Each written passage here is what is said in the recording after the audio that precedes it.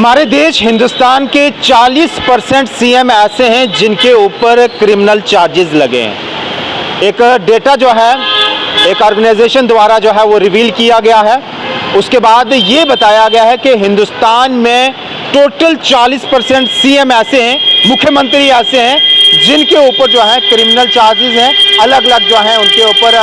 जो है वो दफे लगे हुए हैं। मैं आपको बता दूं, इस एसोसिएशन का नाम है ADR, association for democratic reform, जिसने जो है डेटा और रिपोर्ट जो है वो रिवील करी है। कहा यह गया है इसके मुताबिक कि 30 सिटिंग चीफ मिनिस्टर अभी हमारे हिंदुस्तान के, जिनमें से 12 ऐसे हैं उनके ऊपर क्रिमिनल केसेस हैं और इलेक्शन के दौरान जो एफिडेविट दी जाती है वहाँ जो है कंसर्न किया गया कि क्रिमिनलाइजेशन, पॉलिटिक्स और बाकी कुछ और इस तरीके के केसेस हैं जिनमें वो इन्वॉल्व थे। तो आप खुद ही अंदाज़ा लगाएं कि 30 में से 12 चीफ मिनिस्टर,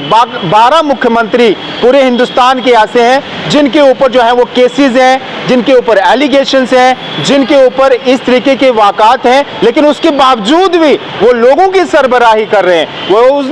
स्टेट के उन राज्यों के मुख्यमंत्री हैं। मैं आपको नाम भी बताऊंगा किस किस राज्य में अभी वो जो है मुख्यमंत्री के तौर पर जो है वो बैठे हुए हैं। उसके बाद मैं आपको बताऊं कि इस एसोसिएशन के द्वारा जो है ये पूरा डेटा जो है वो रिवील किया गया है। और मैं आपको सबसे पहले बताऊं कि तेलंगाना के जो चीफ मिनिस्टर हैं रेवनाथ रेड्डी, सबसे हाईएस्ट नंबर केसेस है उन्हीं के ऊपर आते हैं, यानी कि 89 जो हैं उनके ऊपर केसेस हैं। और उसके बाद तमिलनाडु के जो MK स्टालिन हैं उनके ऊपर 47 सेकेंड हाईएस्ट, और आंध्र प्रदेश के चंद्रबाबू नायडू 19 केस, और बाकी जो प्रोमिनेंट नेम है जिस तरीके से कर्नाटक के चीफ मिनिस्टर अगर हम बात करें उनके ऊपर 13, झारखंड के जो मुख्यमंत्री हैं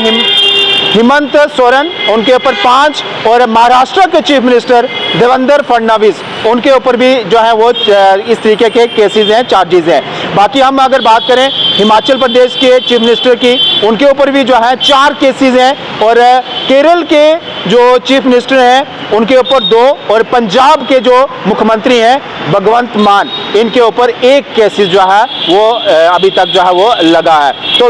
रिपोर्ट के मुताबिक ये बताया गया है कि 10 चीफ मिनिस्टर जो हैं वो काफ़ी हाईएस्ट नंबर पर हैं, और इनमें से जो है 33% जो है वो